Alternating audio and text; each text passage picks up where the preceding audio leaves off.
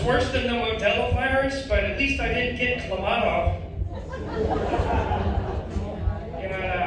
I definitely have a drinking problem. I was almost abducted by aliens once, and they told me I was too drunk to get on the spaceship. I was like, first of all, rude. Second of all, wow, they really are more advanced than us, because I've never had a human tell me I was too shit-faced to get probed against my will. Anybody else ever been to a bar and all the Irish people have to try and one-up your depressing story?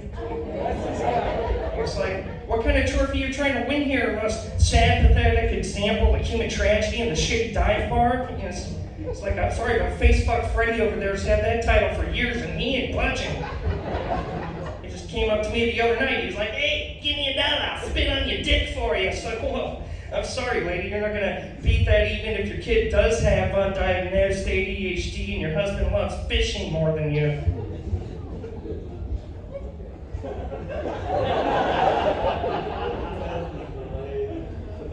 Yeah, so I've been hearing that some of you neurotypicals have been coming up, calling us people on the spectrum retarded.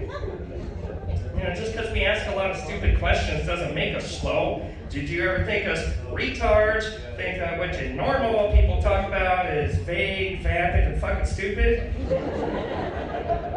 And it's like, you're never going to catch a retard in a life if you just blurt out whatever comes to mind, no matter how inappropriate. It's like, oh, I think my dick's maybe bigger than yours. Like, okay, ma'am, are you here to pick up a prescription?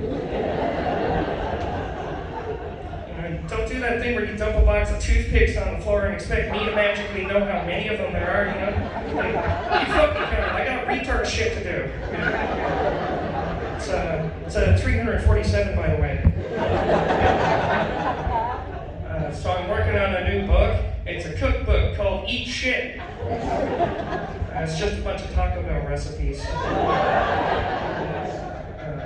My buddy was trying to convince me the other day that cucumber Gatorade is the most refreshing Gatorade. And I was like, hold on, cucumbers are always refreshing, Cut one up, put those slices into a jug of ice water. Delicious.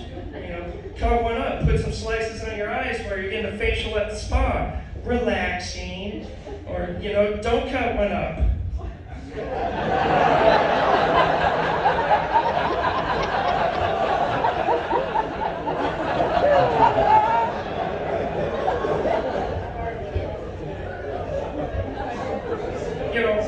But I try to stay healthy. I take my vitamin C orally and my vitamin D rectally. Zinc? Who the hell needs zinc? Unless you're so white that you're crippled by the life-giving rays of the sun. Magnesium just sounds like a Marvel supervillain to me, and I'm pretty sure beta-carotene was that kung fu guy that hung himself while jerking off. I asked my doctor what I should be taking, and unfortunately, meth isn't an FDA-approved nutritional supplement.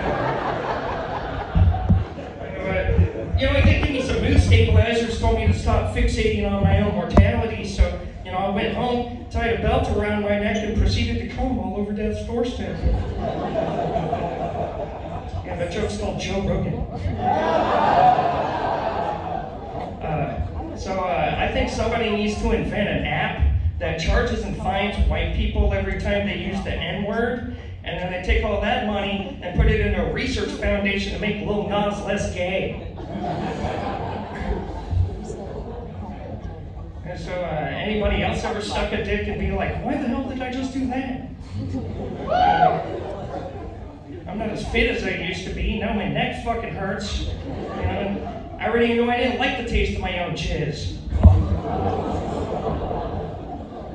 That joke is called yoga class.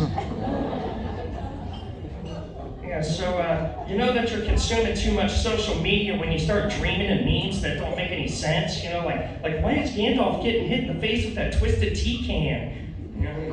You wake up screaming, there's just emojis coming out, and you're like, oh shit, I'm still asleep, and you wake up for real and find out you got kicked off Facebook. Or you're like me, you're not funny enough to go to Facebook jail, so you're always trying to think of something edgy and relevant to post, like, I see a lot of people posting pictures of their food before they eat it. but social media can be a tough place, though. I was in a political debate with this guy the other day, and he came at me pretty hard. He called me a libtard, tranny, faggot, Satan-worshipping communist. And I was like, hey, you, sir, have done your research. Thank you, I'm Steph Stigler.